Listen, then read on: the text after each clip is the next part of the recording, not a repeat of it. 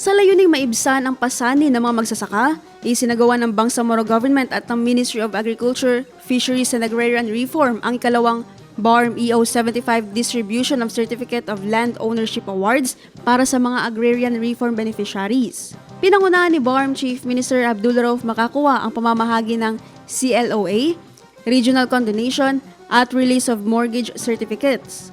Binigyang diin niya na nararapat lamang na matanggap ito ng mga magsasaka bilang pagkilala sa kanilang mahalagang kontribusyon sa rehiyon. Ayon kay Makakuwa, ang programang ito ay patunay ng pagsasabuhay ng moral governance at nagpapalakas sa mga bunga ng usaping kapayapaan. Kasabay nito, inilunsad din ng ARB Identification Cards, isang hakbang upang matiyak na bawat benepisyaryo ay malinaw na natutukoy at nakakatanggap ng wastong suporta mula sa pamahalaan.